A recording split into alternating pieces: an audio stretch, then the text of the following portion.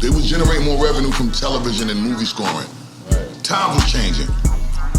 But when we did Driver's Seat, Nore told me what studio to come to. I don't remember the studio. That was Platinum Mountain. Platinum Mountain. On Broadway. Broadway. Right by McDonald's. You guys, remember the Busta? Right before that was down the block from West Falls. Okay, continue. But how did you guys meet though? Before that? I don't recall what the exact date was. I just knew, and I don't recall how. I just knew T-O-N-Y, that record was fucking me up. And the fact that Pone was in jail and had such a presence on the album, I ain't never seen that before.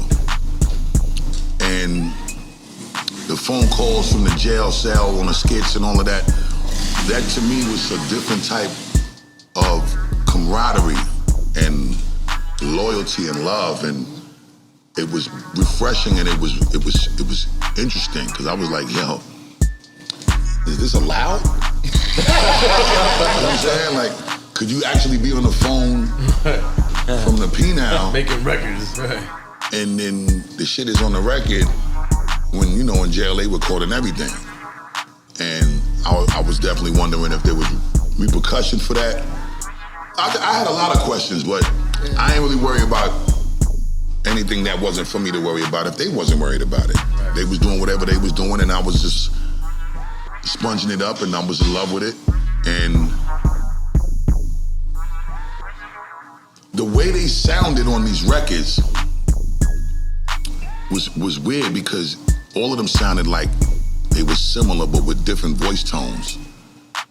Trash, Pone, and Nore had a flow pattern that no one else was doing. Right. It was like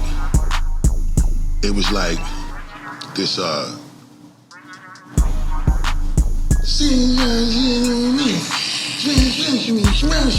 it was this real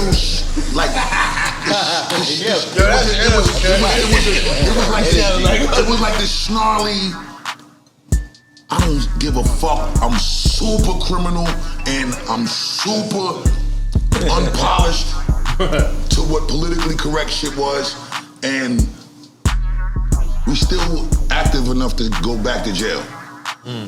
That's what they felt literally, like. Right. Literally. Right. And that album made me call Chris and say, Chris, like the recipe? Yeah. On the fact. That's the album that made me call Chris and say, nigga, if you don't sign them and make sure that they on our team, I am going to be very angry at you. Wow. I called Chris and harassed him about snatching them up to be with Violator because Violator was the strongest team at the time, and Chris and them was already doing such a great job at getting the elite niggas to be a part of the team, and the more and more that the team got the greats at the time, the Voltron of us coming together just looked super strong. Right. And I just wanted to make sure that our team was the strongest, just coming from being a team player. I was always a part of groups. So, you know, leaders and then flip mode and then violate. I was like, nigga, I just want my team strong as a motherfucker all the time. Whatever team I'm with, they gotta be the strongest team. You know what I'm saying? So that was the perspective at the time. And for me, I just was like, what they was doing, it was like nobody could fuck with it in no capacity. Nigga said,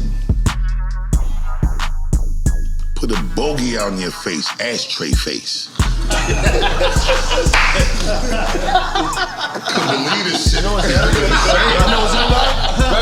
ill? That, cause he kinda said it too. And this is off the No Bullshit DVD, man. Please, this is off the No Bullshit DVD, now respect. The Mock D is speaking. Yeah, factual. Bill Mock D, Bill. You know what it was? For me, it was like, yo, a lot of dudes was popping. And everybody we went to, they didn't always support the movement. But you was popping. You was smart. Thank you, Amanda. Smart, G.O.D. Because you know what? I think because you just said it all right there. But I ain't know all that about Chris. It was smart because You saw the future coming. No question. And you could not be left out. Nah, and I couldn't believe it. I couldn't believe this talk and the way that the talk and the way that Queensbridge left rack shit, I didn't understand why they was talking like that. That's so They wasn't saying nothing that wasn't super different from what any of us was saying. It was how they was saying it. Everything had like this, every bar had it was like downward. It went downward as they ended the sentence. Right.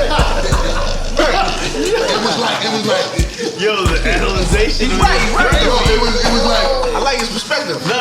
yo, it was so new. It was just like, why these niggas is talking like this? Man in your cash. Man in your cash. Like in a good way. It's like everything went from here to here. Gio ain't mine. If he ain't mine, give the guy.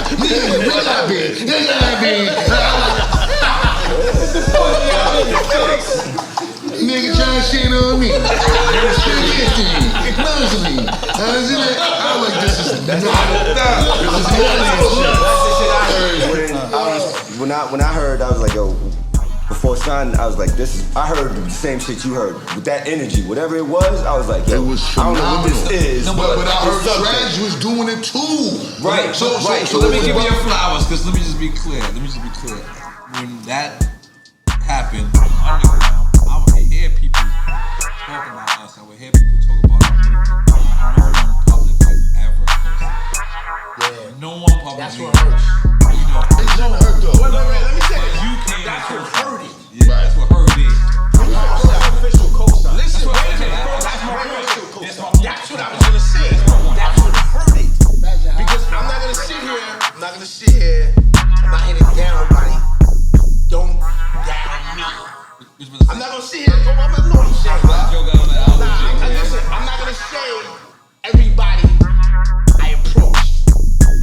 I'm not gonna say everybody. I'm not gonna say everybody I approached that behind closed doors was love. But in the public, it wasn't love. You gotta understand something though about our city, right? Which is an unfortunate reality about our city. When shit evolved from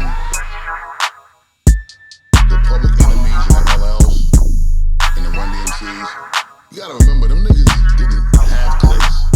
And they wasn't trying to artists. They just was trying to be the dopest niggas to contribute to hip hop in a significant way. But I wanted to fucking have. This is what I'm saying. Yeah. See that